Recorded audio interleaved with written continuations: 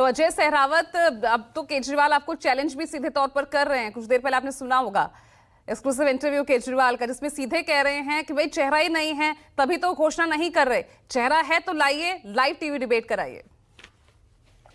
पूजा जी देखिए, चेहरे की बात एक ऐसा आदमी कर रहा है जो बेल पर जेल से बाहर है, जिस पर शराब घोटाले के आरोप हैं, जो जेल काट करके आया है। अब बताइए, ऐसे चेहरे के सामने तो कोई साफ सुथरी छवि का चेहरा उनके साथ थोड़ी ना कोई जोड़ना चाहेगा।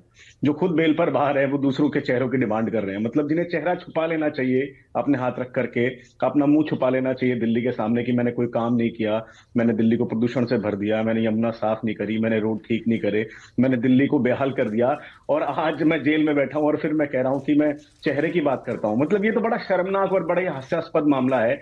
एक आदमी जो अपनी ईमानदार छवि को ढोया करता था पूरे देश भर में, आज वो बेल पर बाहर है और बाहर आकर के ऐसी बातें कर रहा कि चेहरा, अरे कम से कम आप पहले अपने चेहरे को क्लीन कीजिए, फिर दूसरों के चेहरे की चिंता कीजिए, तब हम आपसे चेहरे की बात करेंगे। रही बात दिल्ली की, अब आप फ्री बीज के मुद्दे ले आए। अब आपको याद आया कि अरे महिलाओं को तो 2100 रुपए भी देने थे अचानक से। अब आपको ध्यान आया, अरे इसमें भी तो फ्री कर सकते थे। भाई 10 साल से आप ही की सरकार है, आप जब फ्री कर रहे हो सब कुछ तो बिल क्यों दे रहे हो? इतने भारी भारी लोगों के पानी के बिल आ रहे हैं, इतने भारी भारी लोगों के बिजली के बिल आ रहे हैं। मतलब अगर फ्री है तो बिल भेजो ही मत ना। बिल भी भेजना है, फिक्स चार्ज भी लगाना है, वसूली भी पूरी करनी है, और बाद में डंका पीटना है कि देखिए मैं तो सबके लिए फ्री करता हूं ना, मेरे जैसा तो कोई कुछ कर नहीं सकता। बेशक आपके जैसा कोई कुछ कर नहीं सकता। एक चलते फिरते अच्छे शहर की आपने हालत दयनीय कर दी है। तो फिर बीजेपी के पास क्या है अजय जी? बीजेपी के पास क्या है? सिर्फ आरोप लगाना, मुद्दा विहीन तो इस वक्त आप भी दिख रहे हैं। आप अपनी उपलब्धियां नहीं बता पा रहे, अपने काम आप नहीं बता पा रहे हैं, सिर्फ आरोप ही तो लगा रहे हैं ना। बात चेहरे की कर रहे हैं, चलिए छोड़िए, आप ऐसे बता दीजिए किस चेहरे पर 2020 में भी किसी चेहरे पर उतरे थे आप?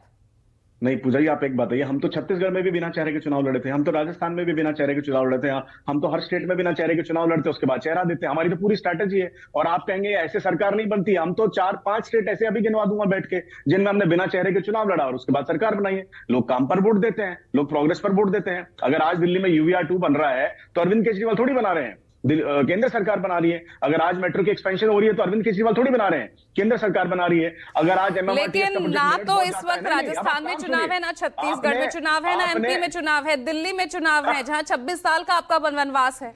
जी पूजा जी, मैंने तो ये तो नहीं कहा। देखिए उनकी जीत को तो आप बड़ी जीत बताते हैं और हमारी जीत को कंसिडर नहीं करते हैं। अभी अभी लोकसभा चुनाव में भाई साहब ने कहा था, देखिए मैं तो दिल्ली की जनता के सामने आया हूं, अगर दिल्ली की जनता वोट डालेगी तो मैं जेल चला जाऊंगा। दिल्ली की जनता ने वोट डाला भाजपा को, वो जेल चले गए।